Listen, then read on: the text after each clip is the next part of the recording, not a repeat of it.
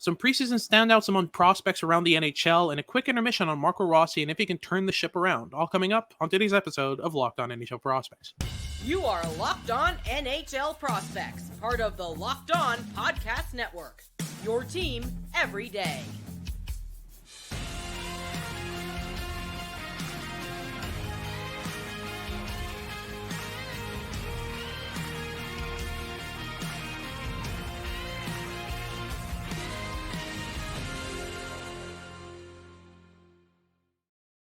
Hello, and welcome back to Locked On NHL Prospects, part of the Locked On Podcast Network, your team every day. On this podcast, we break down everything prospects related for you 5 days a week, Monday to Friday. I'm Hadi and Sebastian, joined by Sebastian. Hi, and we've got an episode for you today centered around the preseason standouts among rookies in the NHL and prospects in general. We'll talk about a bunch of prospects around the NHL that have surprised or impressed so far in their in the short sample here in the preseason, including some draft eligibles that have set themselves up fairly well for the upcoming season. So we'll get into that in a sec. Before we get into that, though, just make sure to like and subscribe if you're watching on YouTube. Leave us a comment letting us know what you want us to talk about next. And if you're listening on your favorite podcasting platform, make sure to make us your first listen of the day. It's always very much appreciated. So, Sebastian, we'll start off with the preseason impressions here. We'll do 2 segments on this because we've got a lot to talk about. There's a lot of prospects that have really stood out. We'll start with 2 that are located in Toronto. They're Toronto Maple Leafs prospects, and they've looked fairly decent in this short sample. I'll start here with Easton Cowan. First and foremost, what stood out for you in Cowan's game so far in this short sample? I think that Cowan is made for a professional game, and this is something that I think a lot of public scouts noted last season, especially during the playoff run with London, where he really ramped up the motor, and he plays a very, very direct and in-your-face style of hockey, and he's been doing that very effectively so far with Toronto. There was a sequence where he scored a power play goal, and he played like an NHL caliber bumper play on that play. Like he was fully just like one part of the machine that Toronto's power play always is, and he fit in seamlessly, which was very, very impressive for an 18-year-old kid who was a bit of a reach in the late first round in terms of overall draft standing. And while he's a player that a lot of us loved, there was definitely some criticism for that draft selection being just as high as it was. And it makes me very, very happy that he's silencing a lot of people very quickly by showing exactly why the Leafs drafted him. And that really boils down to him being a very tenacious player who thinks the game at a high pace and can match high-end players in that regard. And as such, is a pretty seamless fit in that Michael Bunting, Zach Hyman role in the top 6. Absolutely. I think that's a fantastic fit, and I think that's exactly what the Leafs were going for with the selection. They're going for that player who brings the intensity, the more kind of meat and potatoes kind of element that often is missing with their high skill top 6. And in terms of what Cowan could do this season, I'd be extremely surprised if he makes the NHL. That's fairly out of the question, even though his toolkit is very much an NHL caliber toolkit. It's an NHL built toolkit, rather, I should say. It's made for the NHL. The way he processes the game is made for the NHL. The way he plays on the puck and off it as well really kind of screams NHL translatability. There's just a lot to develop in his game before he's there. So I think it's just a matter of time before he's sent back to London, but we'll see what happens with him and how he develops. It's going to be very interesting. But moving on to another prospect of the Toronto Maple Leafs, we've got Fraser Minten, who's been very, very impressive for me. I've been pleasantly surprised with the quality of play that he's bringing on a regular basis. The small give and goes, the off-puck movement, the ability to find space in the offensive zone, the way he jumps off the boards in order to make plays. There's just a lot of small details done right with Fraser Minten, and I feel like, he was also a guy that not a lot of people saw in the range that the Leafs picked him. He was a bit of a reach as well, but I feel like the Leafs have a very player-oriented draft philosophy where they've got their guy, and they're fairly certain this player is going to be an NHLer, so they'll take the pick where they get it, and they won't think too much about where they're picking. They'll just focus on, this guy's prop for us is the player that we want. This is a player that we think is going to make the NHL and have a good impact and is going to complement our team well. So that's the guy we go for. Those are the 2 kind of Leafs players so far in terms of prospects that have impressed or at least exceeded expectations or left an impression, which, Matthew Nyes is better than both of them right now. I just don't think that it was any surprise with Matthew Nyes. Yeah. We knew what he was going into this draft here. With Cowan and with Minten, it's a bit more of a, wow, okay, they're giving us more than we thought they'd be giving.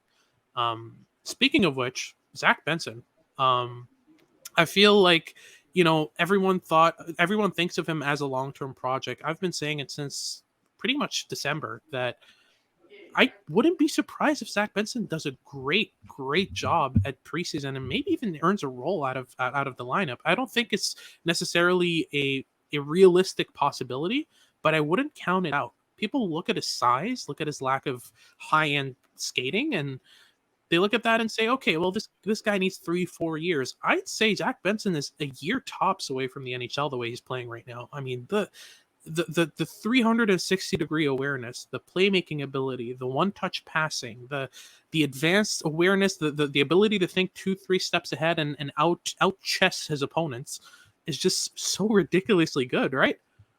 Oh, for sure. I mean, Benson's not a player who has shocked me this preseason. I think because a lot of us public scouts kind of expected this going into Buffalo's training camp, because Zach Benson is just such an elite thinker of the game. He's not just able to keep up with NHL pace mentally, he is setting it already. Yep. And I think that's why so many public scouts fell in love with Zach Benson's game as well, is because it's so obvious when he's playing in junior competition that he's playing with his food most of the time. He knows exactly how to create the biggest advantages possible on the ice.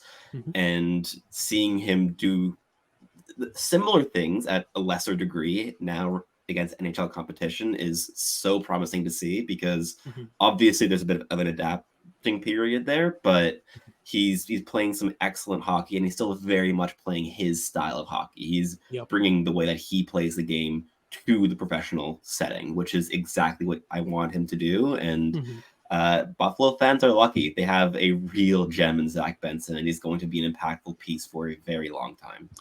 What a surprise, eh? Yeah, so one last draft eligible that I really want to mention, because I knew he was good. I had him higher than, I'd say, 90% of the public scouting sphere. But by God, is Felix Unger Sörum just destroying the competition right now and exceeding expectations by far with the Carolina Hurricanes. He was, I believe, their late second round pick in the 2023 NHL draft. A player who, I had in my early 30s, early to mid 30s. And everyone that I spoke to was like, yeah, I would agree with you if he were just a slightly better skater. But there's a composure to his game that you just can't teach. There's a poise to his game with the puck, an ability to stay calm when pressured from multiple directions by opponents at an NHL pace that is just so impressive for a player who no one really had on the radar as still being in the preseason lineup after cuts for the Carolina freaking Hurricanes. I mean, we're not talking about a bad team here. We're talking about a team with, playoff contention and potential, and he's sticking around. Obviously, it would take a lot for him to start the year in Carolina, but we're talking about a player who was out of the limelight for most of the year, right?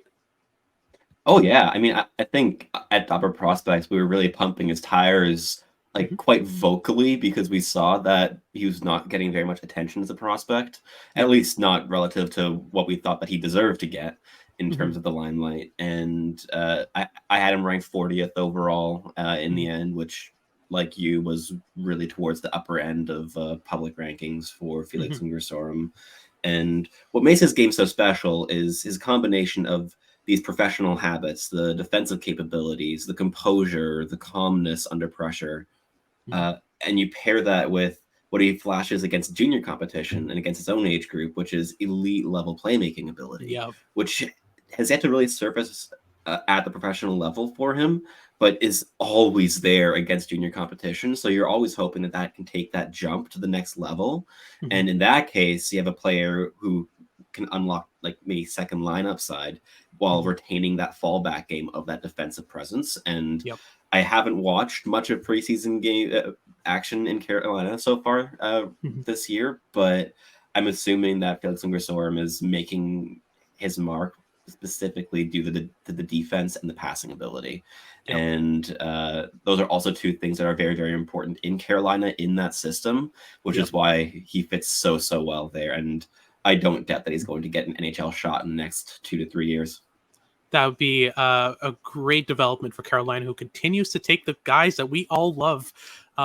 Great philosophy going on over there draft-wise. But that wraps things up for our first segment. We'll continue on with our kind of preseason impressions on some more prospects, including the fiery and electric William Eklund. But before we get into it, a quick word here from our sponsors. Passion, drive, and patience. What brings home the winning trophy is also what keeps your ride or die alive. eBay Motors has everything you need to maintain your vehicle and level it up to peak performance. From superchargers, roof racks, exhaust kits, LED headlights, and more. Whether you're into speed, power, or style, eBay Motors has got you covered. With over 122 million parts for your number one ride or die, you'll always find exactly what you're looking for with eBay Motors. And with eBay Guaranteed Fit, your part is guaranteed to fit your ride every time, or your money back, which is only available to U.S. customers. With all the parts you need at the prices you want, it's easy to turn your car into the MVP and bring home that win. Keep your ride or die alive at ebaymotors.com.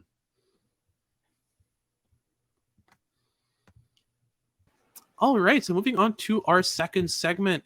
Before we continue with the kind of preseason impressions on these really impressive prospects, just a quick word on Marco Rossi. Rossi has had a kind of a rocky start to his post-draft career. He got COVID, unfortunately, the year after his draft year, and that sidelined him for, I believe, a bit more than a year. And his return to hockey was a bit tumultuous. He's had some growing pains, some trouble kind of adapting to the year he spent off the ice. He nearly lost his life. A really tragic situation with him in COVID-19. But now he's back to health. Well, he was playing decently well in preseason, and he just took a skate to the face in preseason and left to the training drill to go to the locker room. We don't have any updates for anywhere further than that, but so far it's bad luck after bad luck for Rossi. I mean, is it something about the way he plays, is it the intensity that he plays with that puts him at risk given his size, or is it just really the hardest stroke of bad luck you'll ever see in your life? I mean, I think it's mainly just bad luck. I don't think his playing style made him catch COVID. No, regarding the skate to the face, we've seen that happen with very intense players, right? For sure. I mean, when you play with the engagement and intensity that Marco Rossi plays with, you are putting yourself in harm's way in some way, shape, or form. Yeah. And that does include playing a lot more around the slot and getting into the dirty areas where players fall more often and feet go up in the air. And when your feet have knives attached to them, they can cut you. And definitely a possibility. But I feel for him. Like he's gotten no luck despite everything, and especially if all like playing styles where you just want a player to succeed, like Marco Rossi exemplifies that. Just like it hurts that extra bit that he's hitting every single speed bump imaginable. And I mean, hopefully he recovers quickly and is able to play in the NHL this season, because I think he'd be excellent. But it's definitely disheartening to see just how poor his luck has been. No, I definitely agree. We're talking about a player who, and this is why we say that drafting is a crapshoot, because who in their right mind would have predicted a global pandemic that led a high-end prospect to miss hockey for a year and almost lose his life, and then once he returns a couple months later, he's got a skate to the face, and it's just, there's so many variables in scouting that you can't hit even 70% of the time, given how unpredictable hockey is. So when you look at Rossi and in his draft year, I mean, there were such obvious strengths in his game, such evident kind of pure, clear-cut high-end strengths to his game, his processing, his shot, his playmaking ability. His skating's never been high-end, and for a shorter guy, that's always been a bit of a setback, but you could see how well he adapted to that given his truly elite processing of the game. It just hasn't kind of translated yet, and I feel that's more of the COVID issue and all that, because he was doing really well in this preseason. I saw him play one of the best games I've ever seen Marco Rossi play. Didn't even earn a point in that game. He was just so impressive on every puck touch. So to see this happening again to him, I just really feel for him. But if he can get back from this, I would not be surprised. I mean, he's a player who needs to take his chance right now. And if the window's closing, but if he catches that chance, he could be a very good player. I mean, we're talking, he's got the top 6 skill set, and especially the top 6 brain. We're just talking about proving his worth in that top 6 and sticking and finding his role in it, because he's often adapting to his teammates. He's often working off of them and adapting to what their play styles are like and what their intentions are.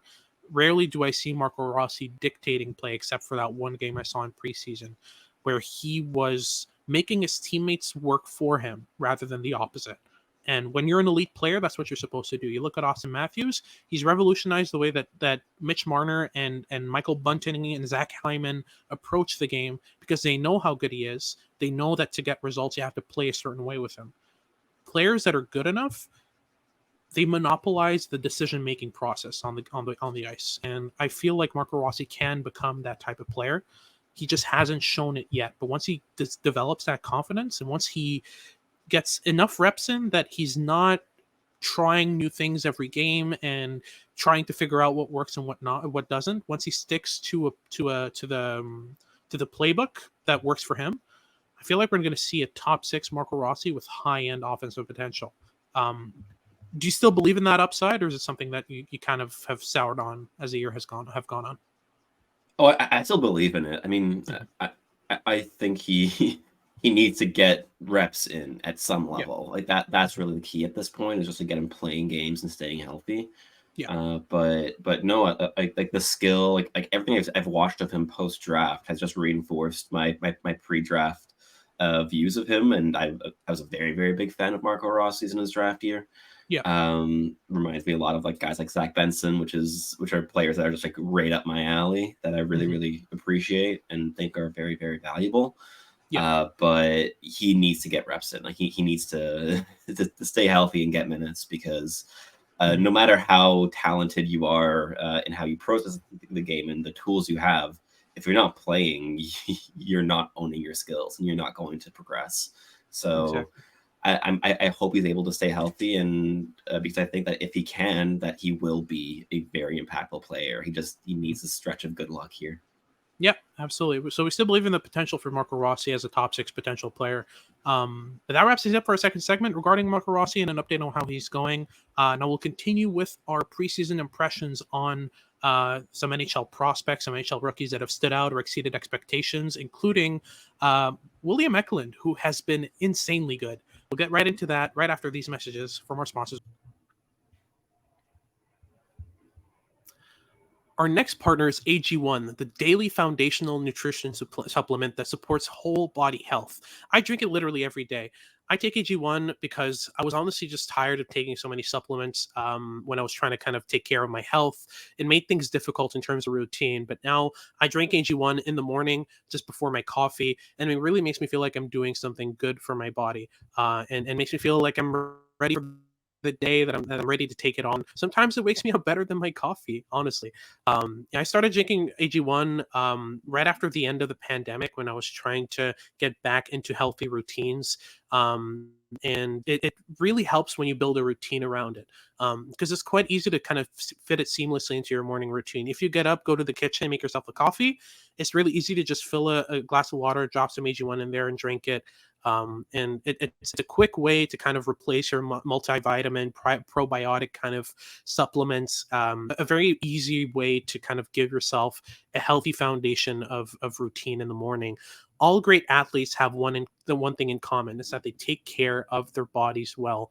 And the huge part of that starts with optimizing whole body health and creating good routines in the morning. So if a comprehensive solution is what you need for your supplement routine, then try AG1 and get a free 1-year supply of vitamin D and 5 free AG1 travel packs when you make your first purchase. Just go to drinkag1.com/NHL network. Again, that's drinkag1.com/NHL network. Check it out. Wrapping things up here with our third segment here at Locked On NHL Prospects on today's episode, we'll be continuing our breakdown of some preseason standouts among rookies or prospects in the NHL. So far, this preseason has been really interesting in terms of seeing where players are at in their development. I have been extremely impressed with William Eklund of the San Jose Sharks. He was a player I had first overall in this draft year, ahead of Owen Power, ahead of Luke Hughes, and so far, he hasn't stuck to an NHL lineup, but the way he's been playing right now in San Jose, he's essentially cemented himself as a roster player and has even put himself in the conversation to be a regular in the top 6. He's been that good. Electrifying on the puck, able to find the smallest pockets of space and exploit them. He's able to move back and forth between open space and the boards. Comfortable on the forecheck, comfortable on the back check, has been involved defensively. He's used his skating a lot better, I feel, as well, to kind of create those board to middle chances for himself. Not just in terms of his passing ability, but also his ability to just attack the slot himself. I've just been astounded with William Eklund. What do you think is the top end for him so far? I mean, has that changed since his draft year, or are we still talking about a player who has a potential of a first liner? I think first liner is still within the mix. I don't think that he's developed quite at the same level as guys like Matty Beniers and Owen Power have since their draft years.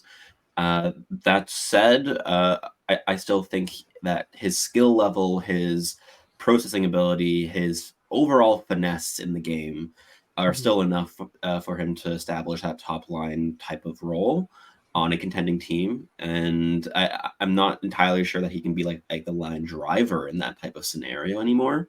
Yeah. But I definitely think that top line is well within the plausible range of upside there. 100%. I mean, you look at his play style and you said it, like finesse is the word. Like everything he does has so much finesse and intricacy to it and creativity. It's so interesting to see him go about it. And the way that he kind of carries himself on the ice really reminds me of the player that genuinely has the confidence to make it work. I look at him and I see a bit of that Jesper Bratt element, where he's making quick plays, he's making smart passes. Every puck touch he created in this preseason so far improved the condition of the puck. Every time he got the puck, when it left his stick, it was going somewhere that was better than where he got it, which is what I look for in high-end players. And William Eklund, to make a long story short, William Eklund is a fantastic hockey player and has improved his game in the offseason in ways that I didn't properly expect from him. I was starting to get worried about how my first overall ranking of him in his draft year would look with hindsight, but he's making me look pretty smart right now. So we'll see how that develops. But moving on to another player who I was most definitely higher on than most, Mackie Samoskevich out of the Florida Panthers. It was a second-round pick of theirs, and I had him in the first round. Oh, was he? Yeah. Late first rounder, that's right. Yeah. I had him ahead of Matt Coronado, who went top 12, top 13 in his draft year. I think. Yeah. Same draft year. They were playing on the same team with the Chicago Steel, but I have always been more of a fan of Samoskevich's game and his ability to play under pressure, his ability to move in and out of pockets really quickly. I mean, just talk me through what you like about Mackie Samoskevich, because I feel like you're also a major fan of his, right? Oh yeah, he's so much fun. Mackie Samoskevich plays a game also with finesse. This is a player who is very, very smooth in his execution of plays. He tries to find creative solutions to problems, and overall just plays the game in a really beautiful way. He's also quite engaged. He has a fairly high motor, so he's not like the type of skill finesse player who's just like buzzing around doing his own thing. He's very much always like purpose driven and really like orients all of his plays around getting pucks towards the slot and towards high danger areas. Yeah. And last season in Michigan, I thought he stole the spotlight in every single shift that he was on the ice. Like even when he's on the ice with guys like Fantilli, Samoskevich was the one that was catching my eye like really quite magnetic force in college for Samoskevich, and I thought he took a massive step in that season. I thought that he progressed a ton last year, and I'm not at all surprised that he's impressing in preseason now, because he's a style of player that can be a real difference maker at the NHL level, probably on a second line, but being like the primary skill piece on that line, the primary playmaker, but also has a decent enough shot to finish on opportunities, and he gets to high danger areas off puck. Really fun, complete offensive player. The defensive game is still a bit hit or miss, but there's been some level of progress there, and because he's quite engaged and he has a high motor, he can apply some good pressure defensively. He's just he doesn't like switch assignments very fluidly, and just overall a bit chaotic, but he puts it in work defensively at the very That's least. what I was going to say. Like, he tries. Like, you can clearly see that he's trying. It's just it's where his head's at. Sometimes that's a bit hit or miss, but he's constantly like putting in the effort and trying to do the right things. It's just a matter of being aware of more variables when he's in his own zone.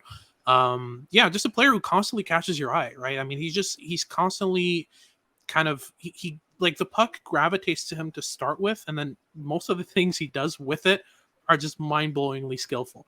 We'll move on to a completely different style of player in Matthew Poitras.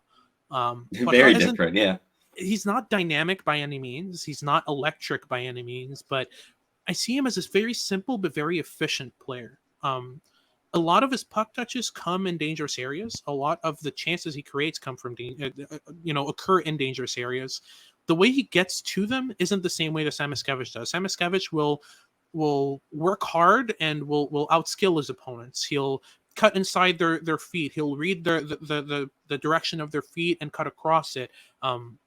He'll pull off great dekes and that kind of stuff. He'll outskate opponents as well. Poitras is a lot more methodical in the way that he approaches the game of hockey, and that has its merits, especially in a system in Boston that is fairly, that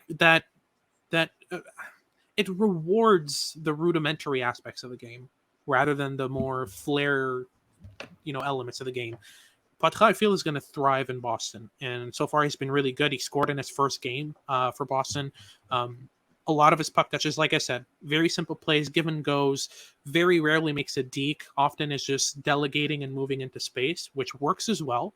It's great to have dekes in your arsenal, but whatever works at the NHL level. And if it's efficient and it's effective, it doesn't matter. And I feel like Poitras could carve out a role. I see him more as a middle six player, but that's an upgrade on what my initial assessment was of him. I saw him more as a bottom six kind of scoring winger type of player, but he's become a lot more of a Swiss Army knife. Improved defensively, improved the skating a bit. He's there are more elements to his game to like now. I don't see him as the one-trick pony that I saw in his draft year. So I'm fairly confident that Poitras is eventually going to be an NHLer. I wouldn't, if you're a Boston Bruins fan watching this, I wouldn't expect anything, within the top six as a regular. He can take a shift or two in the middle six. He can take a shift or two rather in the top six, on the second line, that kind of thing, as a complementary player. But don't expect a proper top end regular top six player. I'd be very surprised still, even though I'm very impressed with what I saw. And to close things off, your thoughts on Aatu Raty, who was recently traded to the Vancouver Canucks in the Bo Horvat trade. How has he looked? What do you like from him? And has his projection changed at all since his draft year? I don't think his projections changed much at all, and that's a good thing to me. Yes, his D+1 was a massive breakout offensively in terms of production, but my projection of him as a player has kind of been the same going back to like the beginning of his draft year, when he was still touted as like that top 5, top 10 candidate. I still see him as a really intelligent, meat and potatoes two-way center. He can do a lot of things really damn well, and he's been showing that off this preseason with the Canucks. I've liked his play in all three zones in preseason. I think that he's playing better off puck than he was last year. Just steady progression there. So I think his projection's been like quite steady in my mind, which I just find kind of amusing, because he's kind of gone through a roller coaster of like public opinion.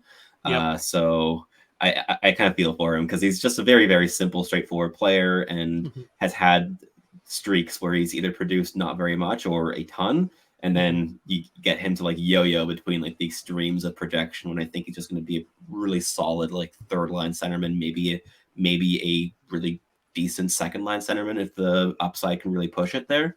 If the goal scoring and the overall offensive instincts can take a jump, I think that's quite possible.